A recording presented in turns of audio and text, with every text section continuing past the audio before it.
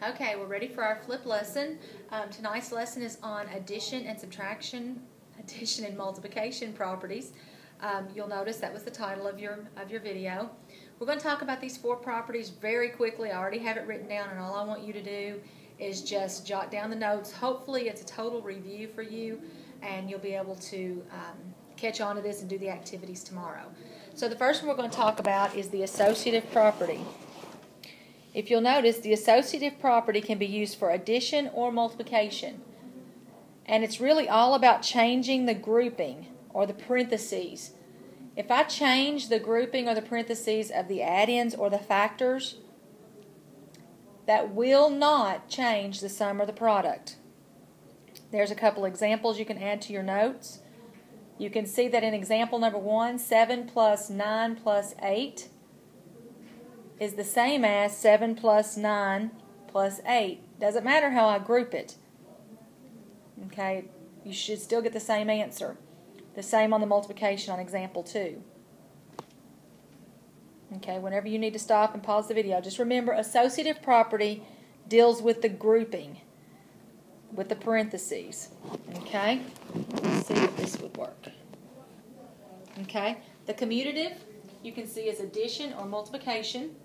Use it for either one of those. Changing the order of the add-ins or factors will not change the answer. Okay, so changing the order, I can switch my order around and it will not change the answer.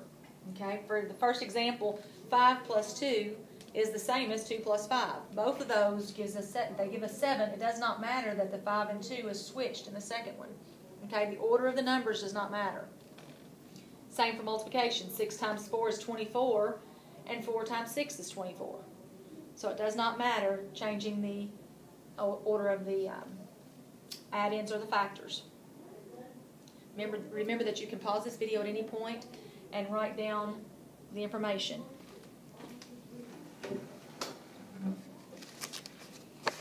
Okay, the next one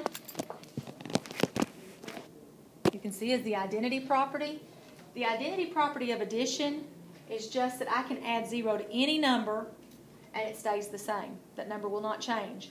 For example, 6 plus 0 is still 6. I can add 0 to any of it and it still does not matter. It still will stay the same. Let me adjust here. The multiplication is I can multiply any number by 1 and it's going to stay the same. It will not change the product at all. So 3 times 1 is still 3. If I add 0 to anything, it's going to stay the same. If I multiply by 1, it's going to stay the same. Okay?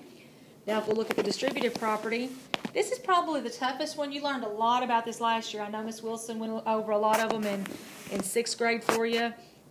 And this is kind of a long definition, but I'd like for you to write it down. Multiplying the number on the outside of the parentheses by each number on the inside of the parentheses. So you are distributing that number. You're multiplying this number on the outside of the parentheses by each of the numbers on the inside of the parentheses. So in this example, 6, quantity 4 plus 3, I take the 6 times the 4 and then plus the 6 times the 3. Well, 6 times 4 is 24 and 6 times 3 is 18. And our answer is 42. We'll use this more in algebra. We'll really get into it when we have variables in here. Because right now you could do order of operations and solve this problem. All right? Same thing here. It's actually called distributive property of addition over multiplication, of multiplication over addition or subtraction. I know that didn't make sense. Hang on. It's the distributive property, and it's either of multiplication